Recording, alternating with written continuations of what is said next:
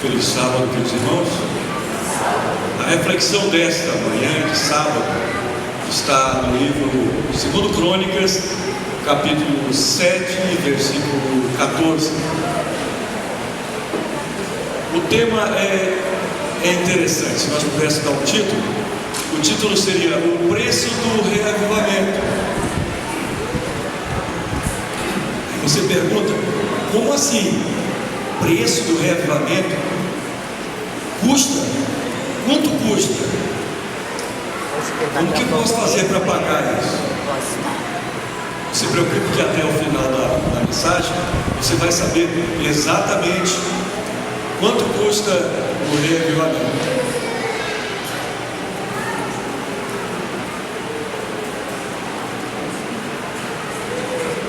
Todos encontraram o texto? 2 Crônicas, capítulo 7, é um dos textos apoteóticos da Bíblia.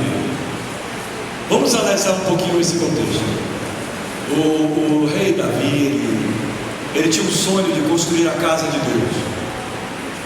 Até então, o santuário era de tendas, mas ele queria construir um edifício imponente, que fosse permanente. Mas Deus não deu a ele esse privilégio, deu ao seu filho. Ele então conseguiu recursos e fez uma obra majestosa. O templo era realmente espetacular. E o capítulo 7 começa dizendo como que foi essa festa. Tendo Salomão acabado de orar, desceu fogo do céu e consumiu o holocausto e o sacrifício, e a glória de Deus encheu a sua casa. Olha só, a glória de Deus foi tão marcante, que o segundo texto diz, o segundo versículo diz: os sacerdotes não podiam entrar na casa do Senhor, porque a glória do Senhor tinha enchido a casa de Deus. A glória de Deus era tão grande, tão imponente, tão forte, tão poderosa, que ninguém cabia mais ali dentro. Eles ficaram todos fora, porque a glória de Deus era tão massiva, tão concentrada, que ocupava todos os aposentos. E muita festa. O povo estava em grande festa. O livro do capítulo 3 fala sobre o investimento que foi colocado naquela ocasião, e o resto da narrativa conta detalhes sobre essa festividade que culminou no 23º dia. Então o rei Salomão despediu todo o povo para a sua casa e todos saíram felizes. E a próxima parte é o que nós vamos analisar. Salomão então, todo feliz, recebe um sonho de Deus, e ali o desejo dele era fazer um pacto com Deus, para que Deus pudesse proteger aquele povo, que aquele povo pudesse ser realmente muito abençoado. E o texto que nós vamos ler a seguir, que é o versículo 14, fala exatamente sobre o teor da exigência de Deus para o povo de Israel. Se o meu povo, que se chama pelo meu nome, se humilhar e orar e me buscar e se converter dos seus maus caminhos, então eu ouvirei dos céus e perdoarei os seus pecados e sararei a sua terra. Aí estava o preço. Simples, muito simples. Resumindo numa partícula, se, uma condição. Esse se era a condição, era o preço, era a senha para poder receber as bênçãos de Deus. O povo de Deus precisava cumprir exatamente essas condições. Hoje nós somos o povo de Deus. O povo de Israel foi no passado, hoje nós somos o povo de Deus, e precisamos andar na luz, porque as pessoas nos observam, o nosso andar, o nosso falar, o nosso pensar e especialmente o nosso agir. Em Mateus capítulo 5, versículo 16, nós vimos: assim brilhe também a vossa luz diante dos homens, para que vejam as vossas boas obras e glorifiquem a vosso Pai que está nos céus. Se nós estamos analisando o preço do reavivamento, o preço que Deus pagou para que nós pudéssemos ter a salvação foi infinitamente mais alto. Foi com o seu próprio sangue, com a sua própria vida, que Ele permitiu essa graça da salvação. Então vamos analisar o texto e dividir didaticamente em partes. A primeira parte diz: se o meu povo se humilhar. Notem bem essa partícula se. É pequenininha, mas ela tem todo o segredo desse texto. Isso indica a possibilidade que nós temos de nos afastar. Se nos afastarmos, não teremos as bênçãos. Se nos aproximarmos, sim as teremos. E se também aponta o caminho de retorno de Deus. Se você afastou, esse se está lhe indicando o caminho para Deus. Um grande pregador do passado, J. Stewart, foi um grande evangelista e estava em um dos seus sermões, e cheio do Espírito Santo, falando que as pessoas deviam se humilhar, deviam pedir perdão dos seus pecados. E ali começou um grande movimento. As pessoas se levantaram e começaram a confessar publicamente os seus pecados, e muitos choravam. Havia muitos pastores, os pastores começaram a chorar, e as pessoas confessavam toda sorte de pecados que haviam ou que cometiam. Depois da reunião, os pastores olharam para o pregador e disse: mas você ficou impassível, você não chorou, você não se alegrou com a bênção? Todos pediram perdão dos seus pecados. Disse: não, eu não me alegrei, eu estou profundamente decepcionado, aterrorizado. Se vocês são o povo de Deus e cometem tais coisas, eu desconheço vocês, não pode ser. Ele estava perplexo com o que o povo de Deus é capaz de fazer quando não está conectado a Deus. Estar conectado a Deus envolve transformação. Se humilhar não está envolvido apenas uma transformação superficial. Deus não quer uma tintura de melhoramento. Uma tintura pode resolver o problema dos cabelos embranquecidos. Uma tintura em uma roupa desbotada pode resolver e a roupa ficar vistosa. Mas uma tintura de reavivamento decididamente não serve. Deus não quer novos e melhores votos. Nós recém começamos o ano e colocamos em nossa vida várias novas metas. Deus não quer coisas novas. Ele não quer novas metas, novos planos. Você pode dizer: então eu preciso ter boa vontade, eu preciso me empenhar nas coisas da igreja, eu preciso desejar crescer, boa vontade. Mas não é isso que Deus quer, apenas boa vontade. Você pode pensar: então Deus quer que eu tenha uma simpatia melhor pela causa de Deus, ou melhor, que eu invista mais meus recursos na casa de Deus, nas obras, no evangelismo. Deus não está interessado apenas nos seus recursos. Você pode contribuir cada dia mais, mas isso não vai lhe gerar bônus, isso não vai lhe gerar crédito no banco imobiliário do céu. para quitar a sua mansão no céu. Não é disso que Deus quer. O que Deus quer é que nós nos humilhemos e nós nos submetamos à sua vontade. Isto é humilhação. E humilhação é tão importante que em outros lugares da Bíblia diz, como em Isaías capítulo 57, versículo 15: habito com o contrito e abatido de espírito. Se você quer que Deus habite em sua vida, então você já sabe o segredo. Deus habita em quem? No abatido e no contrito de espírito.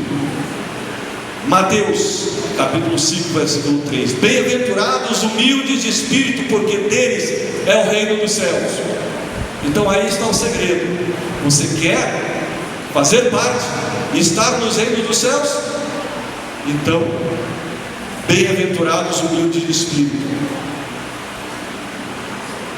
Humildade é o oposto, é o antônimo de orgulho, arrogância, avareza, opulência.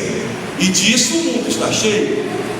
As pessoas querem parecer ser e não querem ser. Bom, então a primeira condição: humilhar. Se humilhar diante de Deus, se esvaziar, tirar o eu e deixar a sua vida, o seu receptáculo livre para receber as bênçãos de Deus. Segunda condição: orar. A oração é o meio de comunicação que nós temos por Deus, de acesso a Deus. E o diabo faz de tudo para que nós não oremos, para que nós não tenhamos os momentos de oração com Ele. Por isso que diz um ditado popular, que se você quer permanecer em pé ao longo do dia, ajoelhe-se nas primeiras horas diante de Deus, e aí você vai permanecer durante o dia em pé diante dos homens. Muitos homens da Bíblia foram homens de oração.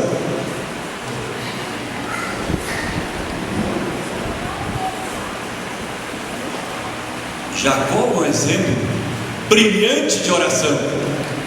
Ele era um enganador, mas ele teve um encontro pessoal. Ele sabia que estava recebendo a visita do seu irmão, e ele tinha medo de morrer. E aí ele passou uma noite em oração. Mas foi uma circunstância especial, porque enquanto ele orava, apareceu uma criatura e se agarrou a ele, e começaram ambos a travar uma luta, uma batalha corporal. Pense só que quadro: uma escuridão, um medo. O medo é capaz de nos aterrorizar. O medo é capaz de matar pessoas. Há pessoas que morrem de medo. Há pessoas que morrem de medo. Isso já foi provado com experiências de laboratório. Nessas experiências de guerra, algumas pessoas morriam apenas de medo, pânico. O medo paralisa as pessoas. Jacó estava quase numa situação semelhante, e ele travou uma batalha. E ele percebeu que ele não estava lutando contra um homem comum. E para que isso não ficasse depois do esquecimento como apenas um delírio, ele estava lutando contra o próprio Deus, contra o próprio Jesus. Ele foi tocado e ele ficou com uma marca, ele ficou aleijado, para que sempre viesse à sua mente a ideia de que aquilo foi alguma coisa real. E essa experiência foi tão forte, tão marcante, que nos últimos dias a angústia será equivalente à que Jacó sofreu. antes da volta de Cristo, quando o Espírito Santo sair da terra, vai haver um silêncio, e as pessoas vão continuar, os que estarão vivos vão continuar, os que são ímpios a fazer maldade, e os que foram selados vão continuar a fazer o bem, mesmo não tendo entre si a presença do Espírito Santo. O Espírito Santo é aquela voz que, quando você pede perdão, você sente a paz inundar o seu ser. Isso é o Espírito Santo. Mas naqueles dias o Espírito Santo não mais estará entre nós, entre os habitantes da terra, e por isso será uma angústia indescritível, porque só o Espírito Santo que é capaz de lhe dar a paz. Há pessoas que sucumbem porque não sentem a voz do Espírito Santo ao falar no seu coração. Humildade, oração, e a terceira condição, e buscar a minha face. A oração já é uma dica, vejam só que é um caminho, é um procedimento. Primeiro a humildade, é se esvaziar do eu, depois estar conectado através da oração.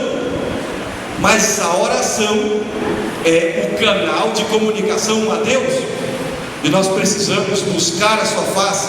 Como nós podemos buscar a face de Deus? Através da comunhão diária com Ele, conversando. Como conversando? Lendo a sua palavra, lendo a Bíblia, colocando Deus em primeiro lugar. Eu sei que você levanta, já faz um checklist do que precisa fazer ao longo do dia, já tem agenda, e aí você sabe exatamente o que precisa ser feito e sai para fazer. E às vezes nós tropeçamos, nós caímos, porque nós não colocamos Deus em primeiro lugar em nossa vida. E precisamos colocar Deus em primeiro lugar, Deus sobre todas as coisas, e nos depender, principalmente depender absolutamente dEle. O povo de Israel no passado dependeu de Deus, quando estava diante do mar. Eles estavam à sua frente diante do mar, atrás do exército de Faraó, mas a ordem era marchar, e eles atravessaram o mar. Quando nós não temos solução, quando nós estamos diante de um mar vermelho, quando parece que não haverá solução, nós precisamos seguir em frente, confiar na ordem divina de marchar. Mas continua a sequência: humildade, oração, estar na presença de Deus. Tem mais uma coisa que custa muito: desviar dos maus caminhos. Nós não podemos andar de qualquer maneira. Desviar do mau caminho tem um preço, tem um custo. Significa dar meia volta, significa sair da pista, significa entrar no acostamento e pegar uma outra estrada, provavelmente não asfaltada, provavelmente com muitos buracos, provavelmente com muitos perigos. Ou dar a meia volta, abandonar o seu projeto e voltar. Quando você tem um GPS e erra, ele tem uma vozinha chata, reprogramando, e aquilo perturba. Mas conversão é isso, é reprogramar a nossa trajetória, e nós precisamos fazer isso sempre, porque diante de nós aparecem várias estradas, e nós precisamos desviar do quê? Nós precisamos desviar dos maus caminhos, do mau comportamento, do péssimo padrão de vida, porque nós não fazemos. Isso precisa ser revisto. Continuamos a manter um péssimo padrão de vida, e aí colhemos frutos caros. Conduta ruim, deixar os maus caminhos é deixar os pecados, deixar o compromisso com o mundo. Isso tem um custo. Os artistas fazem contratos, e nesses contratos eles são obrigados a cumprir uma agenda apertada de eventos, e eles não podem desistir. Eles não podem deixar simplesmente em um determinado momento e dizer: ó, eu não vou seguir mais apresentando shows. Eles têm que pagar por multas caríssimas. E nós temos exemplo de alguns cantores que se convertem ao cristianismo, convertem a Jesus, e aí eles têm que pagar um alto preço por abandonar os seus contratos, o seu elo de ligação com o mundo, e seguir um novo caminho, um caminho novo. Nós precisamos romper com o pecado e voltarmos a Deus, confessar os nossos pecados, primeira coisa, endireitar os nossos caminhos. Precisamos responder ao Senhor com as palavras e especialmente com a ação. E depois de tudo isso, depois de humilhar, depois de orar, depois de desviar dos maus caminhos, depois de estar diante de Deus, aí vem o quê? Bênçãos. Aí você já tem a senha, você abriu a porta. Aí vai acontecer o seguinte, o verso 15: estarão abertos os meus olhos e atentos os meus ouvidos à oração que se fizer neste lugar. A oração que se fizer neste lugar. Os olhos de Deus estão abertos e os ouvidos atentos. Por isso que é uma bênção estar diante de Deus, estar na presença de Deus. Pena que poucas pessoas valorizam estar continuamente na presença de Deus, e alguns se limitam a apenas estar uma vez na semana, já é o suficiente, ou já acham ser o suficiente. A bênção divina, depois de se humilhar, de orar, buscar a sua face, Deus diz: ouvirei dos céus, perdoarei os seus pecados e sararei a sua terra. Aí Deus vai abrir as janelas dos céus. Olha, Deus está muito mais interessado em dar as suas bênçãos do que nós estamos em receber. Verdade? Deus está atento. O grande problema está com a palavrinha sim. Sim. Nós não fazemos a vontade de Deus sem bênçãos. Se fizermos, recebemos as bênçãos. Deus está pronto, ansioso para derramar as suas bênçãos. Se nós todos não queremos, nós não estamos preocupados, e às vezes sofremos privações, dificuldades, e Deus está pronto para dar as bênçãos, mas Deus não derrama, porque nós precisamos da senha. Na informática, alguns ambientes são Wi-Fi. Você entra no ambiente, você já está conectado. A senha do cristão é sim. Se você está longe, você não tem as bênçãos. Se você faz a vontade de Deus, Deus disse: eu abrirei os olhos, estarei atento aos vossos pedidos. Deus está mais pronto a nos ajudar do que nós estamos de ser ajudados. A falha está sempre do nosso lado e nunca do lado de Deus. Nós não podemos reclamar de Deus.